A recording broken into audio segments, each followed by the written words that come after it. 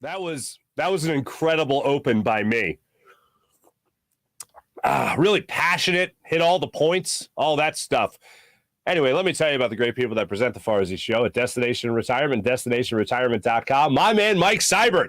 Mike Seibert is a retirement income certified professional at Destination Retirement, LLC, and a partner of 1847 Financial, and he's an advisor for Eagles, Sixers, and Phillies fans only.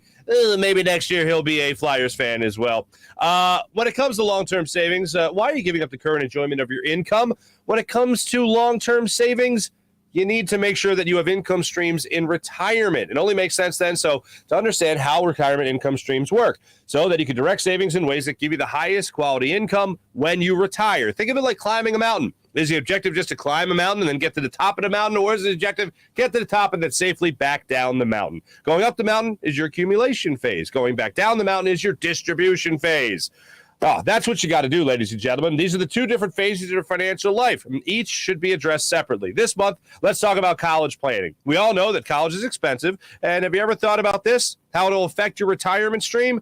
Well, let Mike show you an efficient way to help pay for your kids' college education and still retire on your own terms. Your first step is to avoid starting your growth cycle over again by depleting accounts like 529s. You don't want to lose your position in your growth cycle and have to start over because you can't get that time back. Instead, set yourself up with the ability to use vehicles that you can take money out of without starting your retirement growth cycle over again.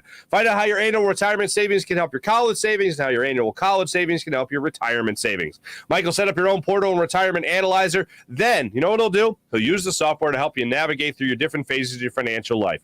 For questions or to set up a meeting with Mike, you can email him at gobirds@1847financial.com. That's gobirds@1847financial.com, or give him a call at 484-275-6035. That's 484-275-6035, or you can visit his website at destinationretirement.com. And as always, go Birds. How about my man Steven Singer of Steven Singer Jewelers, the other corner of 8th and Walnut, right there on Jewelers Row.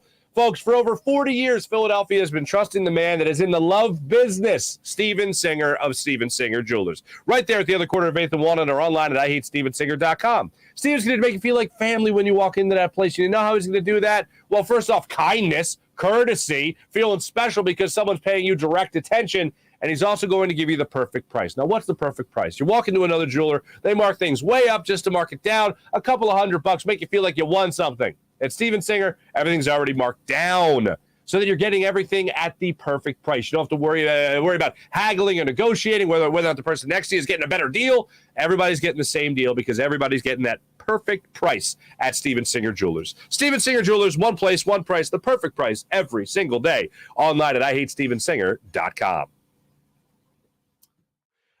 When you think about the versatility you've shown through the course of your career and how you've had to change and adapt to different head coaches, you're going to have to do that again now with Jonathan Gannon as your new defensive coordinator and Nick Sirianni as your new head coach. What have you heard about now your defensive coordinator and your head coach, your new head coach, to this point? Just, you know, the core values he's going to go by, just with the head coach. I haven't talked to Gannon too much about he's just excited to get me in, and, you know, he got some stuff that he want to show us when we can, once we go virtual starting next month. And I think that, you know, everything, man, I'm excited for them just being excited. They look like they just want to gain our trust, and obviously that's what we gotta gain together. And so you just got to get people that's bought in. I'm gonna lead the best I know how, by example, and then, you know, I'm gonna talk a little bit too, like I always do. But I know, man, I'm just excited because we got a young group, and you know, we got a lot of changes that's gonna happen in the building that I'm excited for. Yeah, have you talked to Nick Sirianni yet? Yeah, that's what I was saying. Like, I talked with him more about the core values of what he's trying to, you know, what he's trying to put out there for the team, and what he goes by on a daily basis. And then, you know, for me, it's just, you know, just trying to let him know that I'm all in, and I'm trying to relay his message as much as he's telling me. As soon as he tell me, you know, I'm able to, you know, do what I can do with the team to let him know so we can all be on the same page. Great. Where were you when you found out that Doug Peterson would not be returning as your head coach? I was in Philly. I stayed in Philly. Just bought a place out here, and so just making it home. And hopefully, when I'm done, be either doing something with the Eagles and then eventually doing something what you're doing, because I know I want to try everything, but I do want to take some time to spend with the family, make sure that I don't rush in it too quick before I get back to work. Mm-hmm. What was your reaction when you found out Doug wasn't going to be back? I was really more so just like I was shocked. I was shocked because you just heard them say some good stuff about him, being here and all that stuff, and then it just went sour real fast. But I mean, I know Doug's gonna go somewhere and show what he could do, like how he do. But I think that the worst part for him was COVID happening, because he was real good at bringing the team together, keeping the team tight. And he couldn't really do that with all the COVID restrictions. It didn't play into his favor. So I know for him, I'm just more so excited just to see just where he goes and how, if he get another head coaching job, where that would be, because he is a good head coach. Lane, I want to ask you this. Nick Sirianni, first-year head coach here in Philadelphia. What was it like meeting him, and what are your first impressions of your new head coach? So I'm really excited. He's obviously it's a new head coaching job, new situation to step into, but he's got a great attitude when it comes to how he's going to approach it. I mean, he's a very team-first oriented coach, which I think those are the special teams. It's what we had at Alabama whenever we have great teams. It's no matter how talented guys are, especially at this level. I mean, the top 10% of people, 10% either way physically, everybody's the same. So, it's really about those teams that are really, a family. They're all connected as one, and they just love to play football and they love to play for each other. So that's what he's all about, and that's what I'm really excited about, because those teams are special teams, and those teams win a lot of football games. So he's got a great approach, in my opinion, of what he's doing. He's going about it the right way. We have a great offensive and defensive scheme in, a lot of tremendous players returning, a lot of talent. A lot of older guys that have experience. So I'm really excited about what this year holds for us. Is it true you did beat him in rock, paper, scissors? Yes. What'd you throw first? It's tough. It's been a while. I honestly don't remember. You just blacked out and went in the zone of rock, paper, scissors and took care of business? I think it just pure competitiveness. I was like, I'm not going to lose this. It's made me, and I don't get drafted by these guys. And then you can't enjoy the fine meals in Philadelphia, and you can't get a nice Philadelphia parking ticket. So it all leads. Exactly. Everything worked out in the end. I want to ask you about your two other Alabama teammates real quick. Behind the scenes, you've talked about them a little bit in Jalen Hurts and Devontae Smith. What's something you could tell us about Devontae Smith that we might not know already? I feel like a lot of social media perception of him is he's kind of like quiet and reserved, but Smitty's a funny guy. I don't know if you guys will see it, but I've seen it. Smitty's a character. He's a funny dude. Like he's a prankster, or he's got one-liners. What kind of funny is he? He's got some good one-liners. I'll say that. He knows when to use them. They're kind of few and far between, but he's got some good ones now. So and Jalen Hurts. What can you tell us about Jalen Hurts behind the scenes? Jalen's the same way. He's a great dude, great teammate, funny guy. I didn't have a whole lot of interaction with him because he left Alabama right when I came in there. So really just kind of I'm getting to know him now, really just like everybody else is. But what are your impressions of the new coaching staff as well as Landon Dickerson himself? Well, it was just a little function that they had to try to, I guess, get some of the legends in there to talk to them and about their experiences, about what it's like to play in Philly. Because, playing in Philly, it really is a special place, and you don't really get that understanding through. It's really hard to just grasp the understanding of what it's like to play in Philly. So I think what they're trying to do is just, give the guys a heads up before they have to experience it, how intense it can be, how loyal the fan base can be, but how critical and truthful that they can be as well. And just the ups and downs. But, the main thing is if you bust your ass, then the city's going to love you, and I think that's really what it comes down to is a matter of effort. I thought that Landon is definitely a character. I got to talk to him for a little bit.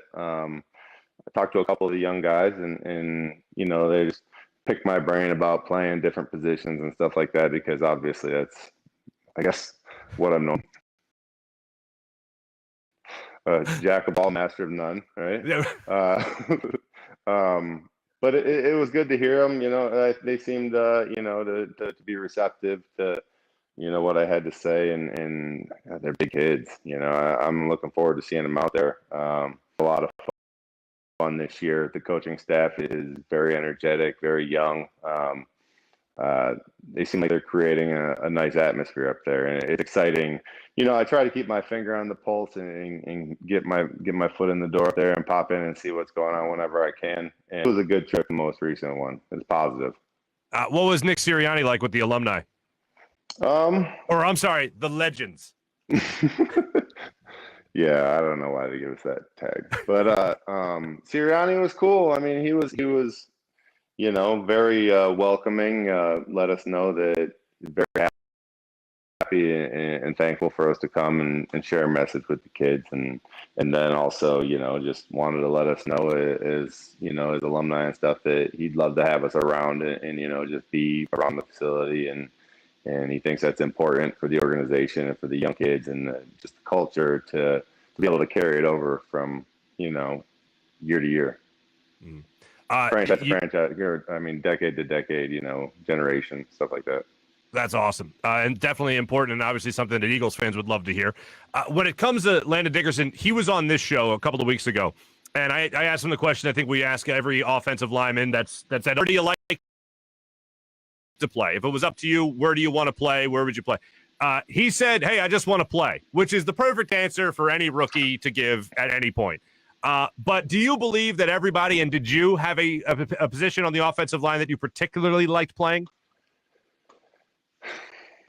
Yeah, I think that I had probably a position I was best at, and then I think that there was a position that they played me at. So I think like most people that have gotten a taste of tackle want to play left tackle, especially when I was playing. That's where the big checks were being cashed. So that was always, I know, because when I was playing, the left tackle was lauded as the most athletic guy on the team and the leader, the anchor of the offensive line and all that stuff. So I just wanted to wear that crown, Turned out I wasn't built like an NFL left tackle, so I kind of had to get over that inside. I think that, my best position was probably left guard. But then out of necessity and stuff, I ended up bouncing around to right tackle and right guard and stuff like that. Mm-hmm. So do you think Landon does have a position that he is hoping he actually starts playing for the Eagles? I'm not sure. I think that he probably has a favorite that eventually he would want to settle in as, but I think right now he just wants to get out there probably and just interact, with the starters, just see how they handle themselves in the NFL, stuff like that, just being able to be on the field with Kelsey. I feel like you could absorb so much knowledge and just about what's going on and stuff. Being on the field with someone like Brandon that is able to just be such a beast, but he composes himself, so well. And also just straight across the board, Lane is obviously a character, but he's also very good at his position. So, there's a lot of things that you could take from being out there. I mean, gotta be in the battle out there to be able to absorb that, And on the other side of this, Jalen Hurts, was able to play a couple of games at the end of last year. I thought showed a lot of promise early and then kind of waned by the end of the season, by the time things wrapped up. What were your impressions of Jalen Hurts? So my impressions of Jalen Hurts is on this wise, Marc. Jalen Hurts has a natural feel for this game. You're going to get explosive plays. You're going to get a guy that's never going to, fold in the moment. That's just not his personality. That's just his personality. He's not the loudest talker, but he's definitely the most confident person in the room. So his mistakes had to do with him not knowing the system, which is expected, right? Sure. So his mistakes had nothing to do with just misreading things. You know, he was on the wrong. Like when I say, if he knew what he was doing, it was a completion. If he didn't know what he was doing, that's when this is like that occurred. And that just happened. That comes with every young quarterback. And the other thing too, I'll say about Jalen Hurts is that if you look at his interceptions, they're not necessarily, you know, that bad. The one to Ertz, you know, Ertz got to fight for that ball a little bit more. You can't give just on a slant route. It's just that should not happen. He wasn't anticipating that. And the other ones, he just throws the ball away.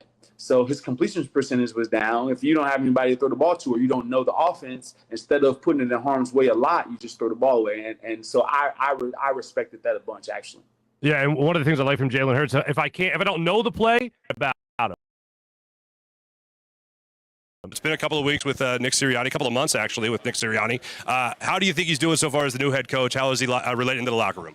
He's doing great. I mean, you know, I think that everything's been a lot of fun so far.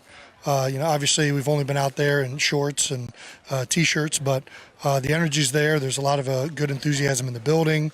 You know, so it's been a lot of fun getting to know all those guys and just being back around the team. I know that you just talked about a lot of this stuff with Carson Wentz and kind of the state of the Eagles right now. I am curious just to get your overall take. With Carson being traded, it looks like Jalen Hurts is going to be the guy, at least right now, maybe not forever, but right now at least seems to be the guy they're going to be betting on. We'll see what happens in the draft. But right now, Quentin Michael, what's the state of the Birds in your opinion? Well, you know, it's really weird. It's uncharted territory. I think this is the first time since you know, Chip Kelly really sure what's going to happen. You know, you kind of had an idea when Doug was coach. You obviously knew when Andy was coach what you were going to expect, and you had an idea a little bit of what Chip was bringing to the table. So, but like right now with Nick Sirianni, there's not much known about him. I'm hoping it's all good things.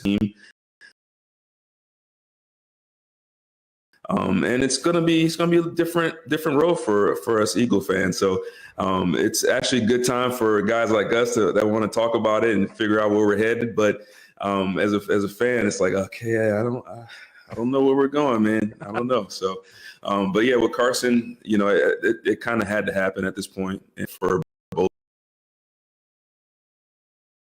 parties, and we're excited for Jalen and what he can bring to the table, and looking forward to it. Yeah, my take on that whole thing was people looked at some of the return, and they looked at possibly getting a first-round pick or getting that second-round pick and a third-round pick, depending on what happens with Carson in Indianapolis. But I look at it as it was already a failure. You drafted him to be the franchise quarterback for the foreseeable future, and obviously he's not that. And we saw things really diminish from the MVP caliber year that he had to present day. So I'd like to say, at least they got this in return, but ultimately I look at what they didn't get when they traded up from 13-8 to 2 in order to take Carson's front office range. Yeah, you know, and that's a tough thing is I think that does get lost is what was given up to get him and what was expected of him. And it's funny, we kind of talked about that as well with, you know, Jared Goff and Carson, both guys that teamed a couple of years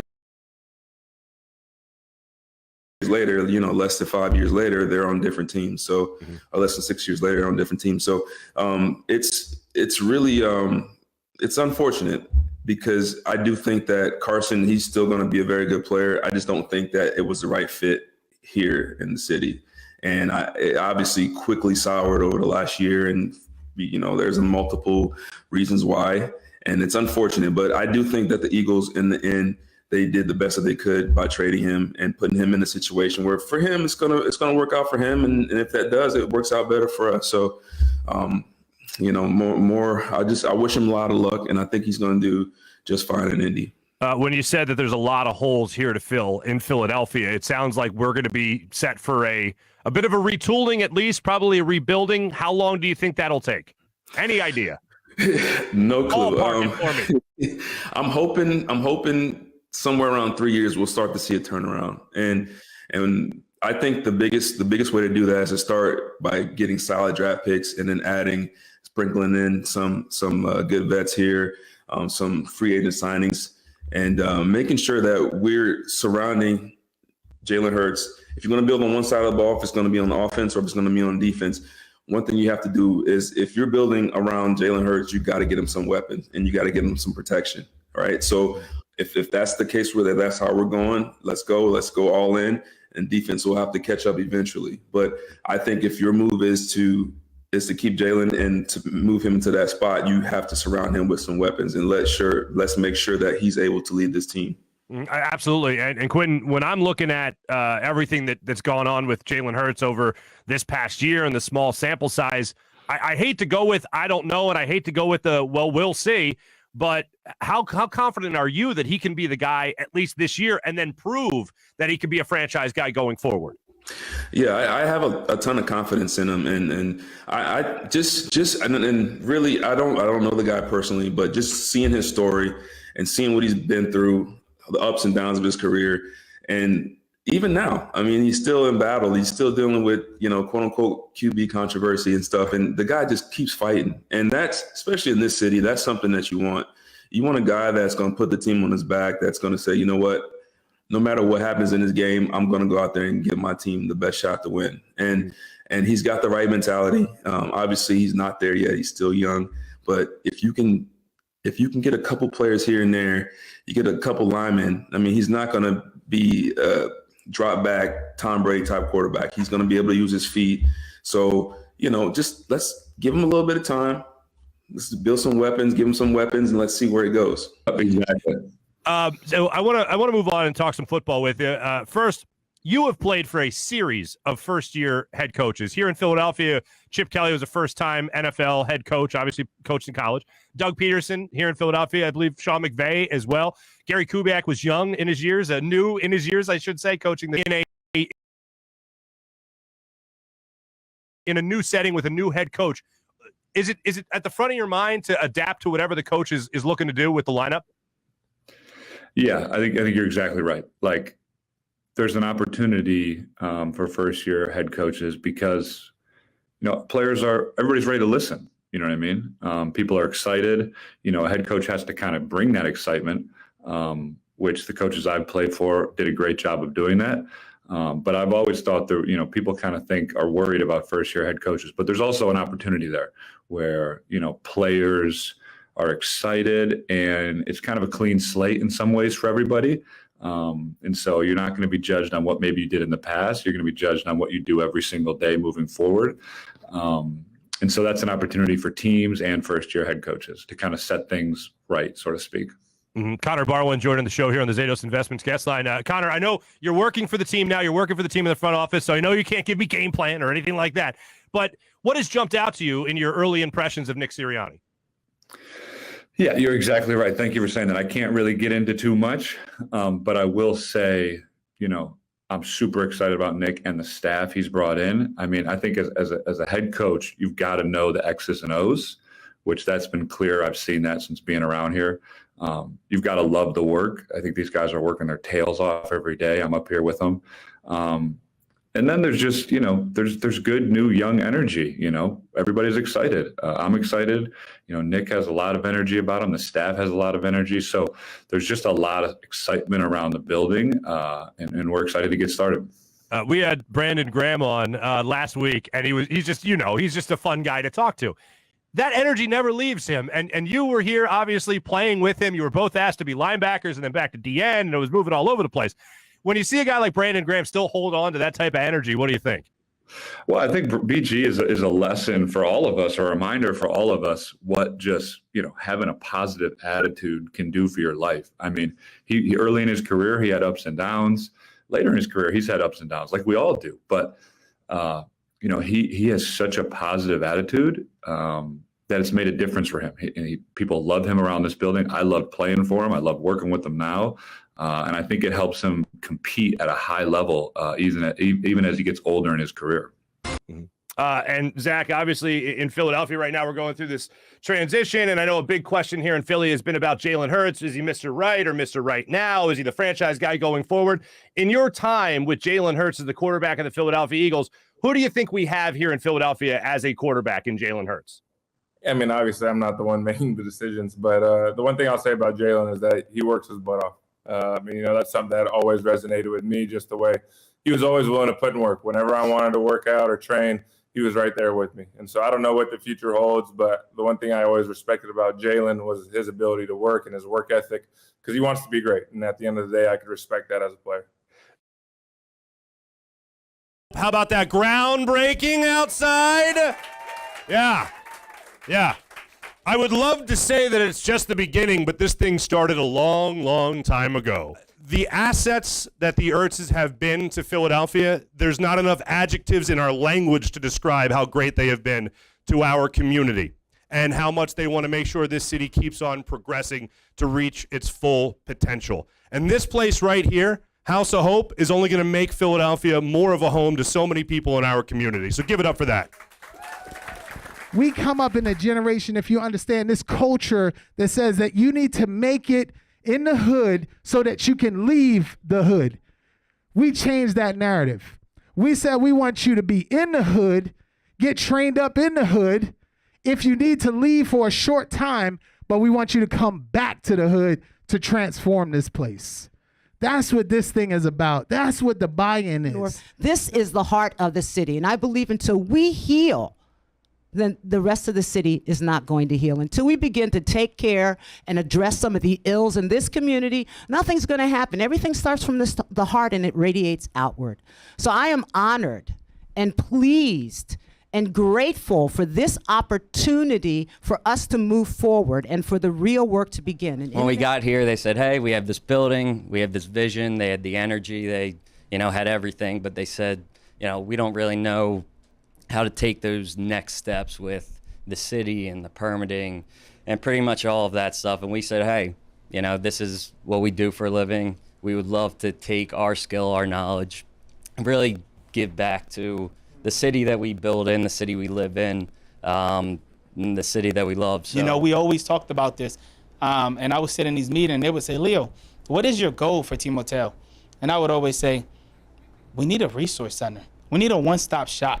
We need a spot where kids can come, where they can eat, where they can pray, where they can talk about their problems, where they can get homework done, where we can help them prepare for their interviews that come in. We can create resume. We can connect them with employment. We could connect them with military. We could connect them with any academic programs that can help further their education. And fast forward, here we are today. I mean, this has been that proverbial, if they build it, if we build it, they will come. No, they're here. They've come. They're waiting for this project to be finished and the doors to be open. And what I see is every single one of these kids that I hear about and read about could be my son. And by the grace of God go I, that I raised my children to grow up and to be fine and not be on the streets, not losing their lives. This is what we have to do here. Interesting enough, back in the spring, I text Zach and I said, this was right as he was going through a lot of stuff. And I said, yo, man, just trust in the Lord. And I sent him Proverbs 3. If you have your Bibles, write that in your mental Rolodex. Proverbs 3, verse 5 and 6. It says this, trust in the Lord with all of your heart and lean not on your own understandings. And in all your ways acknowledge him, and he shall direct your path. This dude texts me back. He's like, you got to be kidding me. He's like, that's our memory verse for the year. I had no clue. And from that point on, I said, man, that's what this is about. We can't talk about hope if I don't know how to what? Trust in the Lord with all of my heart. How do we do more? How do we help more? How do we get more involved in this great community? And Zach famously said in his press conference when he was leaving Philadelphia before he was traded to the Cardinals, he said, this is home. Philadelphia is home. We're here to build a legacy in Philadelphia because we love the place. What I care about is he's impactful here. And so it's funny, that, So we just want to thank everybody here today. Thank you. God bless you guys. Without Christ, none of this would be possible. No, absolutely. And I love that you just said that. It's not old school, it's good school. Because I remember specifically you saying that a lot about Chase Utley when you were managing him here in Philadelphia. You mentioned a couple of guys that played for you. I've had the opportunity to interview some of the guys that played for you, Ryan Howard, Chase Utley, a couple of players, manager you were, and how you managed each guy individually because you just knew their personality and knew what they needed to hear. What makes, in your opinion, Charlie, what makes a good player's manager? What makes that guy that can just tap into the talents of a particular player as often as you were able to do? I think getting to know them is a big thing. Communication. I think they got to get to know you. And I think you got to be very honest to them. And what happens is people don't, I don't think it. And also, but at the same time too, I think players nowadays definitely have to be disciplined. And, like in some time, like it gets into, like a kind of a harsh situation, but at the same time, you can work them out just by being very firm and honest and also respecting that guy to be honest with you, if that makes sense. But working them every day is part of it. Like to me, the personality of a guy, like I'm going to talk about things that he's interested in and how to get to him. And, and I'm going to be very honest with him. Like some guys I can hit on. Raul's one of them. I can stand there and hit on. He'll hit me back and things like that. And there's some guys, like that you got to kind of coddle and things like that. But you got to be mental tough to play the game. So why shouldn't I want to teach that as I'm coaching someone? And like winning a baseball game, like when we had a great bunch of guys, I've always said that. But winning a baseball game, like we come to the ballpark every day to win. I mean, and nobody was looking for me to rest them. Like the trainer would come in there a lot of times and tell me that this guy needs rest, and I would hear him. But at the same time, that game was more important to me than that one guy resting. I'm gonna try to find another game or somewhere down the road to rest him. And if I don't find that road, like he might end up playing 162. Was it more difficult to tell Roy Halladay he was coming out of a game, or was it more difficult to tell Chase Utley he was getting a day off? I think I think actually at the start probably Utley. Okay. Utley getting a day off, like he definitely didn't. He never wanted the day off. And sometimes I would, it got a little nasty every now and then because, like I just finally have to say, well, you're resting today whether you like it or not, going out there and sit down, like it. And he'd look at me and he wouldn't say nothing, but you could tell he wanted to. But you let him say his piece. Understood. As far as the defense goes, we've heard from your defensive coordinator, Jonathan Gannon, many times that he doesn't necessarily have a scheme. He has things he likes to do, but as a defense, like, can you give us a little bit more detail on that rhythm, on that play calling, if you will, from a defensive perspective?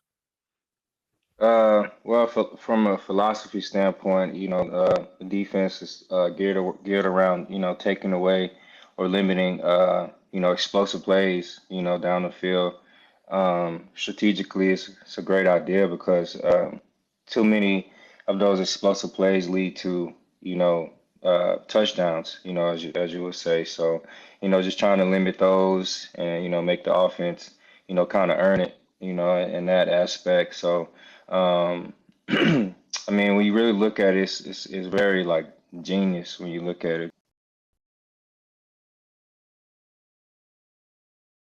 So let me ask, because I refer to them as whatever dudes. Okay. And they're not just dudes, but they're whatever dudes. It's like, hey, we're going to trade for Deshaun Watson. All this talk is out there. All the speculation is out there. What do you think about it? Whatever, dude. Whatever. It doesn't phase them. And it's not that they don't care. Right. It's just that they don't let it get to them. They're only worried about things that affect them directly, only controlling what they can control. And Jalen Hurts, to me, with how he's handled everything to this point, he seems to be a whatever dude type of guy. I agree, and I think he has to take that approach. I mean, he's going to do what he does to the best of his ability. It's either going to work or it's not going to work. And all you can say is, okay, I gave it my best shot, and if he spends more time looking over his shoulder, he's not going to be able to handle the task ahead of him to the best of his ability. So if I'm this young man, and, think when we were 23, 24, well, we were both knuckleheads back then, but that's another story. Did we ever grow up?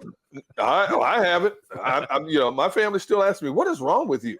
Like, I don't know. How am I supposed to know? I can't figure it out. Just accept me, embrace me for who I am and what I am. That's all, yeah, that works for about 2 minutes. Right. But, that's a lot of pressure to put on any young man, especially playing in a national spotlight week in and week out, and being besieged by questions from one of the largest, if not the largest media contingent in the National Football League. That's a lot to put on a young man's plate. But hopefully he's mature enough to handle. Everything I've heard about him is he's got unbelievable maturity and poise and confidence in himself. That's all you can have. It's the perfect ingredients going into what he's about to go into. You mentioned building the team and all that stuff. The guy that is charged with building the team is Howie Roseman, and The Athletic polled 23 agents, all right, around the league, and asked them various questions. One of them was, who's the least trustworthy general manager or director of player personnel, whatever it might be. And I believe Howie Roseman finished first, getting 7 votes as the least trustworthy general manager, followed by Bill Belichick, and then Joe Douglas followed. Wow. What do you make of Howie Roseman being the least trustworthy GM according to agents around the NFL? Well, that just goes to show, man, either he's doing something very, very good, number one, or, he's not worth a bag of rocks, But I just think it's the latter of the two. I think Howie is a guy that, of course, he's dealing with guys that are untrustworthy. So if he's on top of the most untrustworthy, maybe he's doing something a little right, because the things that you really fault Howie in are, basic premises on keeping guys around a little longer than they're supposed to be. And I was one of those guys you kept, that they would keep around, older player. And he's too loyal to his players. So in that capacity, with the exception of Zach Ertz, that's my, outlier right there. Gotcha. I understand. But he kept, guys around and extended their careers way longer than they should have. Jason Peters around here a lot longer than he should have been. A lot of Alshon was hurt, and he was around a lot longer than he should have been. He gave D Jackson another shot.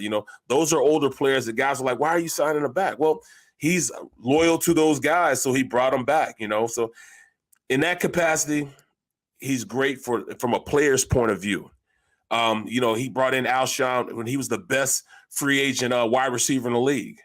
And then once he went out there and established himself, signed him to a deal. He said he was going to do it, and he did it. So the players, it seems like he was a good dude. But, non-players, the agents that he had to work these contracts in, yeah, I can see him being a guy that'd be tough to work with, very tough to work with. I'll tell you, once you see him at number 1, you're like, oh, yeah, he's untrustworthy. And then you see Bill Belichick, and you're like, all right, maybe it's a good thing to be to be somebody who's not trustworthy. Look at Joe Douglas. Joe Douglas he just pulled out the trade of the century, getting Jamal Adams out of there. He didn't want to be there and got all those first round picks for him. So he did his job.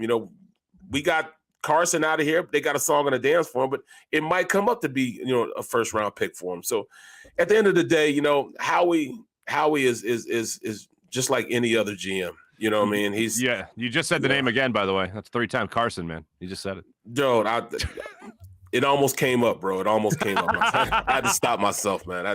We talk a lot about mental health, and I've talked about this on the show as well. We talk about people, hey, you know what? Mental health, and we hope everyone has good mental health. I do always take time, and Giannis Antetokounmpo is another example of this. I take time to pat guys on the back that show their mental strength as somebody that we can look up to. And I think Jalen Hurts is a very mentally tough individual. Everything that he's been through in college, even in the draft, even coming here to Philadelphia, has kind of honed him for this sort of – listen, Philadelphia isn't for everybody. We've seen guys that stay here the rest of their lives. We've seen the Brandon Grahams of the world, the Lane Johnson, the Brian Dawkins, the so on and so forth throughout Eagles history, right? We've also seen guys that just can't handle this city. And I think everything that he's gone through has really kind of honed him to be a Philadelphia Eagle. I hope so. Uniquely a Philadelphia Eagle. Yeah, I'm sure. I'm sure. And that kind of brings me to we all got a little bit more of that normal back with the NBA season coming back. And although it ended with disappointment, 7 games against the Hawks, I was in the building for the game, my friend, and it was a great crowd up until I want to say the last 6 minutes of the fourth quarter when you just felt like there was going to be a run. And then the play happened with Ben Simmons not dunking the basketball with 3:30 left, and we've all talked about it ad nauseum. But what I want to talk about is what's going forward with this team. When it comes to Ben Simmons, do you see him returning to the Sixers next year, a better version of himself, offensively speaking, foul shooting, mid-range game, or do you see him returning to the Sixers as the same version of the player that he is right now? So let's travel back. So Ben has never been a perimeter-oriented person. He's never have been. But in high school and in college and in NBA rookie camp, summer league, he was shooting jump shots. I love that. Yeah. He was doing that. And then it seemed like every year he would shoot less and less to the point he refused to shoot any. And that, to me, I think that takes some time to recover from because I think that's more mental than physical. He was capable to shoot the mid-range. He never was a three-point shooter, but he was able to shoot the mid-range. But then going from shooting quite few to shooting 0, I started scratching my head like this is going to be a tough hill to climb back up. So I'm hoping he returns as a different player, meaning the same kind of skill with more confidence, just jacking up and not caring if it goes in or goes out or misses. Just having the ability and the confidence to shoot it, to make people respect you enough to guard you, to open the floor up, and to help the team win. I don't think I'm alone in this boat. We're saying this team could only go for so far if one of your star players refuse to shoot the ball. Was that guest? I mean, they were just fantastic. Oh, man. Great stuff. Anyway, I'm in Europe. But let me tell you about the people that still give us the great Rothman Orthopaedics guest line. Those are the people at Rothman Orthopaedics. Remember the old you, the one that didn't have to put up with a fickle knee, a finicky hip, or a shoulder that no longer does what a shoulder should do? Well, the Rothman approach to orthopedics is here to get you back to being you, back to running, back to working, back to walking, back to playing, back to living your life the way you want. With same-day appointments available, you can start today at RothmanOrtho.com. That's RothmanOrtho.com. Rothman Orthopaedics, the official orthopedic partner of your Phillies, Eagles, and Sixers. Check out RothmanOrtho.com. How about the great people of our amazing Versus Game people? They are fantastic. If you're not doing it, folks, download the Versus Game app from the Google Play Store or the App Store right now and make sure you have yourself a good time. And follow the Farzy Show for all our piping hot questions that are out there about the Philadelphia sports scene and really anything in general.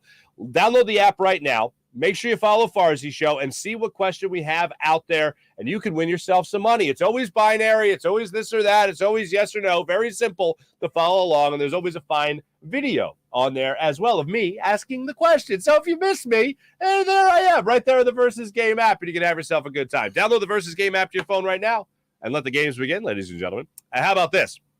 How about the amazing people at Freestone Farm CBD, FreestoneFarmCBD.com. You got to check out their menu. It's something that is just spectacular with strains like their new insane tropical tasting Bayox that clocks in at a chart-topping 24.1% and Super CBD, which is half Hindu Kush, and 21%.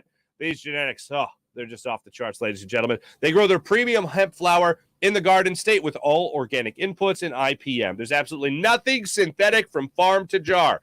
And after harvest, they carefully preserve all the plant compounds with a perfect 3-month cure. Just one look or smell is enough to know that it's CBD done right. And that's a product that is just great for anyone looking to take a more natural approach to everything they put in their body. And don't forget, use promo code Farzy at CBD at FreestoneFarmCBD.com. That's promo code Farzy at FreestoneFarmCBD.com for 20% off your CBD from FreestoneFarmCBD.com. Try it, and you'll love it. How about PHL Sports Nation, Philadelphia Sports Nation, enhancing your Philadelphia sports fan experience across all social media and blogs? That's PHLSportsNation.com. Watching this edition of the Farzy Show. Looking forward to be back in studio with you guys as I'm gallivanting around Europe right now. Be back when I can. Wednesday, we'll be back live. Maybe a couple additional hits from over there in England or Paris or whatever. Anyway, hope you guys are having a great time. Take it easy.